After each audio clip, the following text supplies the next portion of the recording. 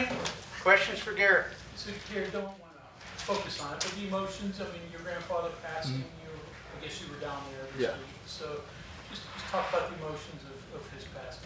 Yeah, you know, he was an incredible man that did a lot in his life. You know, he served in the Korean War. He got his doctorate from Alabama. You know, he's a Hall of Fame baseball coach. So he really meant a lot to me, and you know, he's kind of the cornerstone of our whole family. So losing him was tough, but you know, I was able to go down and see him while he was still alive on spring break, which was kind of left me at peace with the whole thing. So, you know, his legacy is gonna live on through me. Now you come back and you jump right back into this. So your first day out there today, Yeah. you feel like you just picked right back up? Or first day of practice always a little rusty? Yeah, on some things. You know I missed some deep balls that, you know, I think later in the spring, you know, I'm not going to miss. Just kind of getting back on the same page with, you know, having the wideouts run routes against DBs and stuff, which is something that will just come with time. How has the offseason been for you, and even to this point now? Because I guess where I'm going with that, you're getting on a lot of lists as one of the best quarterbacks in the country now, whereas last year you were fighting even to be the starter and having to prove people that you could even do it. So mentally, the perception of you is a total 180. Yeah. How do you stay focused? How do you tune that out? And how is it different now when you have expectations? Yeah, I think before kind of surprising. Just keeping the main thing. You know, last year I was focused on helping this team win. And this year that's my main goal as well. You know, I have to get better. Last year was an all right year. You know, I didn't perform at the level, you know, I thought I should have. So that's what this offseason's kind of been about, is, you know, finding my weaknesses. We found those early, and then working these last 2 months to correct those. You mentioned accuracy. What does that entail for you this spring? A lot of it's just body position and consistency. You know, I think we watched the cut-ups last year of, you know, all the pass plays, and, you know, really the inconsistencies in my drop really showed up, and that's what caused the inaccuracies. So I think just kind of honestly going back to fundamentals of basic drop mechanics, and, you know, timing the drops up to the routes. You guys won 9 games last year, yet you didn't really get Zaheem going till you know, the middle of the season. You had the early season injury. I mean, this team probably had more in it than 9 wins, didn't it? Yeah, I think we underachieved last year. You know, I think that team was a 10-11 win team for sure. And you know, that's kind of the next step that we have to take. And you know, it was easy to go from, or not easy, but it's easier to go from 5 wins to 9 wins. But now it's really damn hard to go from 9 to 11 wins. So that's kind of been the focus of our offseason, even starting with Coach Mike, is getting bigger, faster, stronger, and really striving to take that next step. Is that accuracy improving on that? Is that your biggest focus, or are there other areas you want to improve on?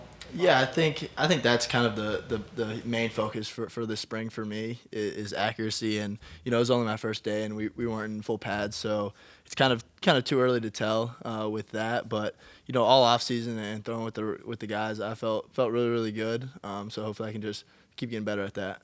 So what's a realistic completion percentage, knowing that you do take shots?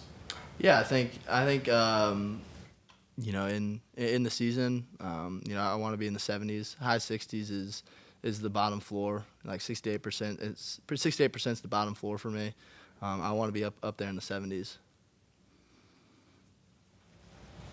I'm assuming that's not just a number where you're throwing the ball, especially on those short routes, tight ends, backs, things like that, setting that up so they can quickly, you know, transition to being a runner. Yeah. Is that something that you go back, look at, film study, figure out how to get those balls in better spots? Yeah, I think Coach TA has done a great job of kind of outlining the points of emphasis this spring, and that's one of them is precision accuracy. You know, letting the ball take them to where they don't have to break stride and they can just run through balls, and you know, 8 to 10 yards, you know, on some of the deeper balls is the difference between here and here.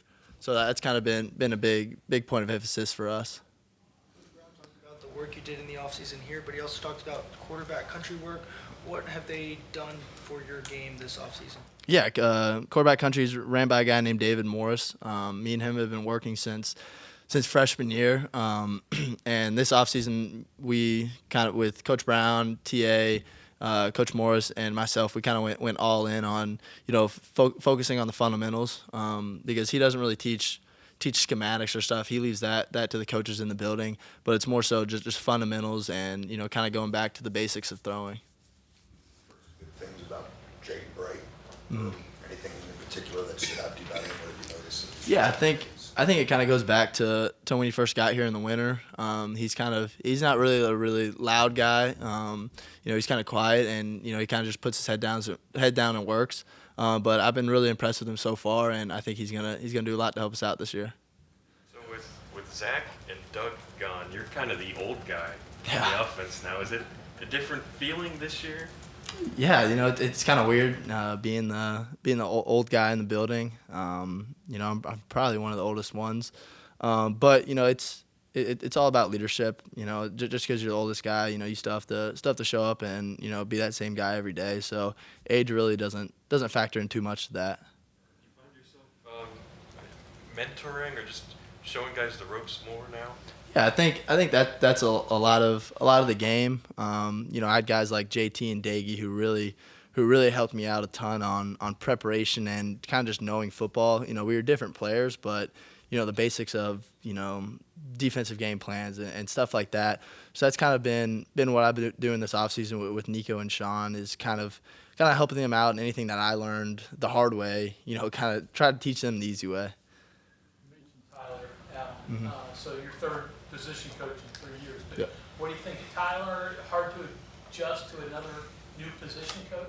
No, Tyler's awesome, and even back at Troy, he was the guy that was showing me around. So our relationship goes way back.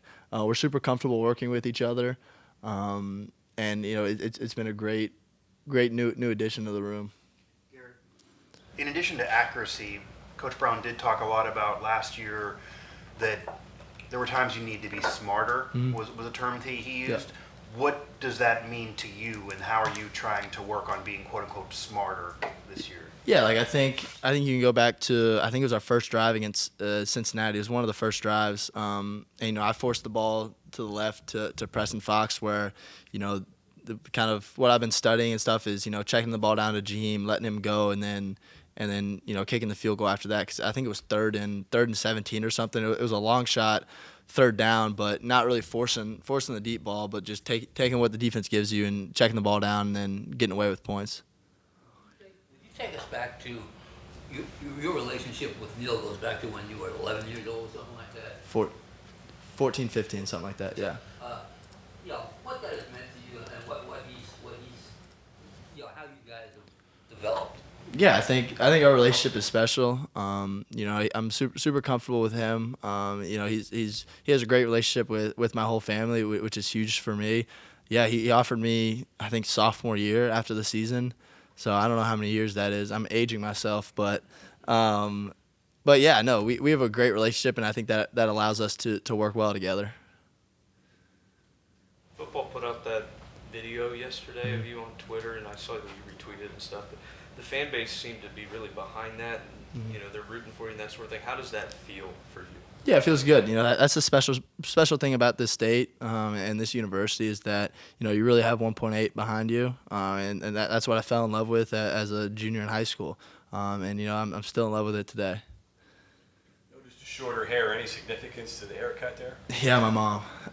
My mom. She lets me go wild child for the season, but when it's time to be professional and get back to work, she makes me cut it. So it's coming back, though. If anybody's worried, it's coming back. What do you think the cylinder of this team is this year? Obviously, get everyone back healthy and overall getting some key transfer pickups. What do you think the cylinder is? Yeah, I think it still is the offensive line. Wyatt Milam's the best left tackle in the country. Tomas is going to be one of the best left guards in the country. Brandon Yates played a ton of football. He's an unbelievable center.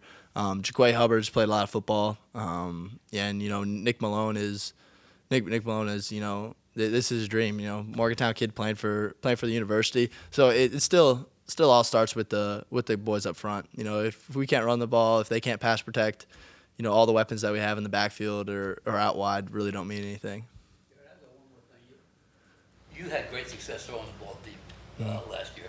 What is the secret behind, throwing explosive pass plays? Yeah, I think it all starts with, like I said, with the guys up front.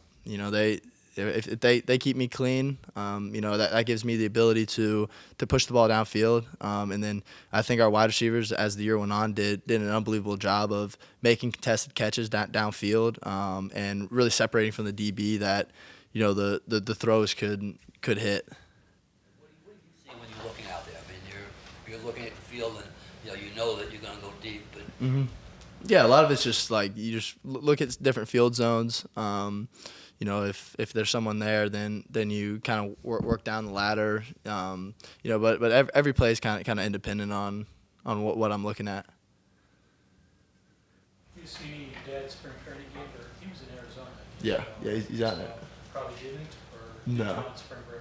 No, because spring break I was down in Miami with my grandfather. So I watched. I think their Cubs game was televised, so I watched that. But I'm super excited for them. They have opening day, I think tomorrow, or the next day against the Mets, which will be cool. I'm super proud of him. He's kind of paid his dues, and I'm glad he's finally gotten to the big leagues. You look at their schedule, will you be able to get there some point this summer? Yeah, so that's kind of been what we've been working through, is kind of figuring out when the long weekends are going to be, and when I can just, after workouts Friday, fly out, catch a weekend series, and then fly back Sunday, because baseball is my first love, so it's always going to hold a special spot in my heart. Pittsburgh too now. Yeah, Pittsburgh's a given though, because I want to go to Wrigley. I think that's a bucket list, and then I want to go to see the Green Monster in Boston. It would be almost impossible for you to do both, but given the injuries of baseball, did that thought ever pop through your head? Hey man, I could pop over there and take a few cuts. Yeah, you're gonna have to ask Coach Brown about that one. That's above my pay grade. So. Still, with baseball being your first love, though. Oh yeah, no. I mean, I wish I could, but I'm a quarterback, so that's what I continue to plan on doing. Going back to Morris, how much do you work with him now? Because if you're home, you can probably see, you can go down there and see him. Are you sending him clips or having phone calls with him? Or? Yeah, so let's see. I saw him once in January, once in February, and then I spent a couple of days on spring break down with him. But me and him are talking all the time. Like I'll send him clips from practice, and we'll hop on a call and kind of talk through some things. So I'll probably see him 3 or 4 more times before the season gets going, which is always nice. I don't know, just comment about how do you make that work with Neil and Tyler, making sure everybody's on the same sheet music. Yeah, so they've been really great about communicating with him. They've kind of put it on David that whatever he wants to teach, and whatever he knows I should do, he's relaying that back up to Coach Brown and TA and stuff, that the coaching points that he gives down in Mobile, are transferred up here. So Neil and Tyler's more about results.